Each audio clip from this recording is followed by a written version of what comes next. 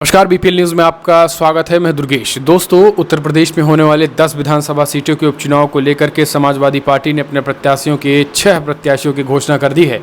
उपचुनाव की घोषणा का कभी भी चुनाव आयोग ऐलान कर सकता है।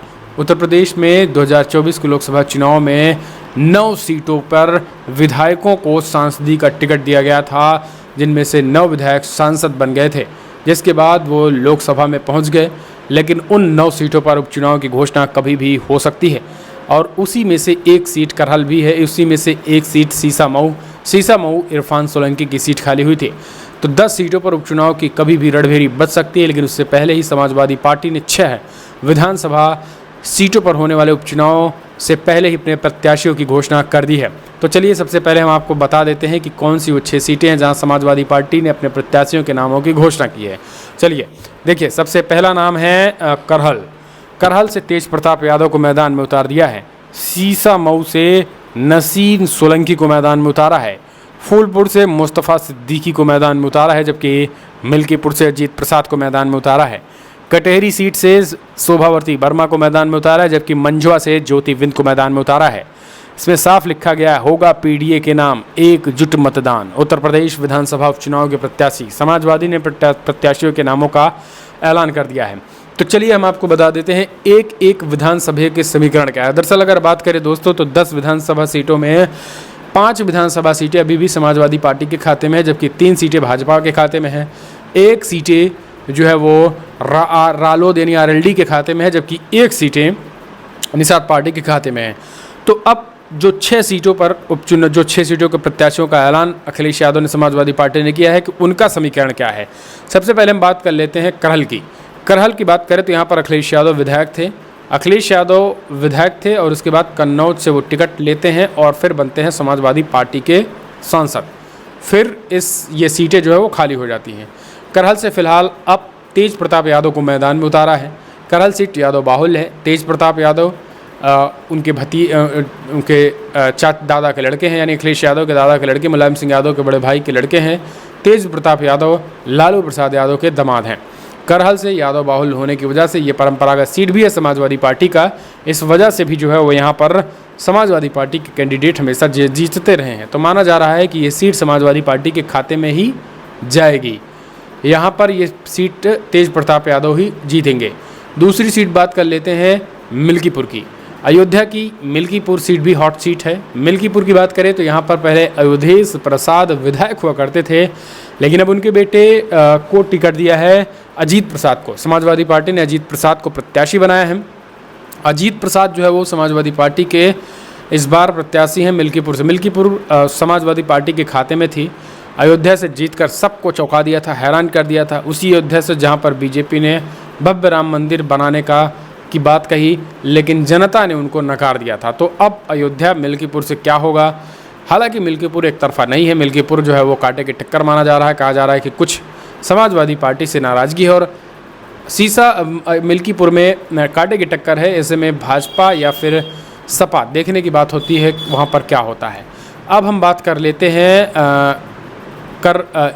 लेते हैं सीसामऊ की। सीसामऊ कानपुर की विधानसभा सीट है, जहां से इरफान सोलंकी विधायक थे, समाजवादी पार्टी के ही विधायक थे।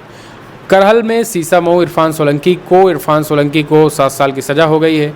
उन पर आरोप था कि एक मुस्लिम महिला के घर को जला दिया था।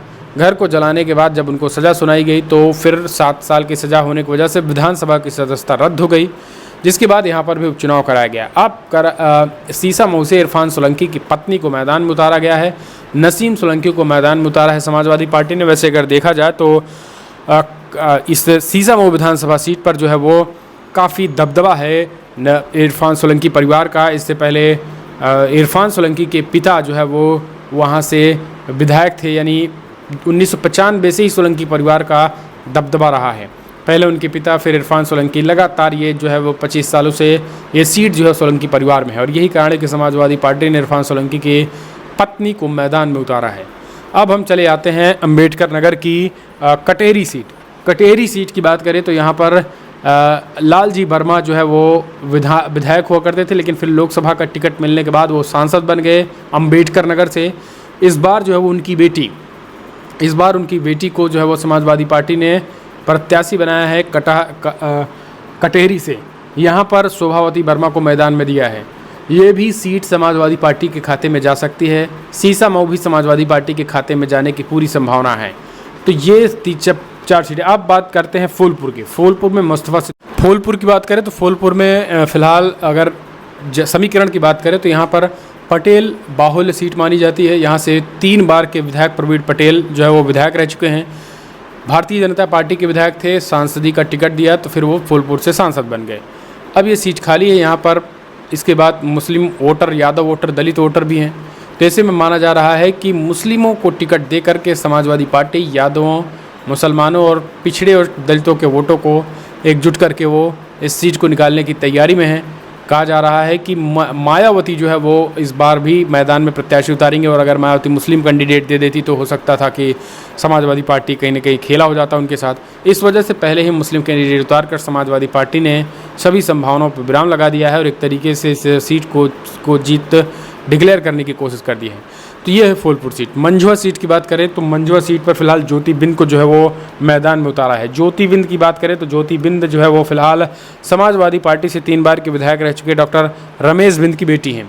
आपको बता दें मंझुआ फिलहाल इस समय निषाद पार्टी के खाते में है। यहाँ बिंद सीट जो है वो बड़े पैमाने पे है। मल्लाह निषाद समाज के लोग जो है वो बड़े पैमाने पे हैं। तो इस वजह से जो है रमेश बिंद की बेटी को यहाँ पर अखिलेश यादव ने मौका दिया है मंझुआ सीट पे। तो ये समीकरण है। फिलहाल अब आप अपने सुझाव दीजिए कि क्या लग रहा है कि आने वाले उपचुनाव में कौन किस पे भारी पड़ेगा, कहाँ क्या समीकरण बनेगा। 10 सीटों की बात करें तो 5 सीटें समाजवादी पार्टी के खाते में है ही, 3 सीटें भाजपा के खाते में, 1 आरएलडी और 1 सीटें जो है वो फिलहाल वो मंझुआ जो है वो निषाद पार्टी के खाते में थी। तो अब इन 4 सीटों की बात करें तो करहल जो है वो तेज प्रताप यादव की बात करें, ये भी पारिवारिक सीट गई है। सीसामऊ ये भी इरफान सोलंकी की पत्नी को टिकट दिया गया है, यानी नसीम सोलंकी, ये भी पारिवारिक सीट गई है। मिल्कीपुर में भी अजीत प्रसाद यानी अवधेश प्रसाद के बेटे अजीत प्रसाद को मैदान में उतारा तो ये भी एक पारिवारिक सीट गई है। कटेहरी की बात करें तो शोभावती वर्मा यानी लालजी वर्मा की बेटी हैं तो उनको भी एक तरीके से ये भी सीट जो है वो एक तरीके से पारिवारिक सीट समाजवादी पार्टी ने दिया है। तो फिलहाल इन तमाम सीटों के समीकरण हमने आपको बताए। अगर आप भी चाहते हैं कि इन सीटों का सर्वे हो, ग्राउंड सर्वे हो, तो आप भी कमेंट्स माध्यम से अपने सुझाव देना ना भूलिए। हम आपको सर्वे सबसे पहले दिखाएंगे। फिलहाल इस वीडियो में इतना ही। पल पल के अपडेट के लिए चैनल को सब्सक्राइब करना ना भूलें।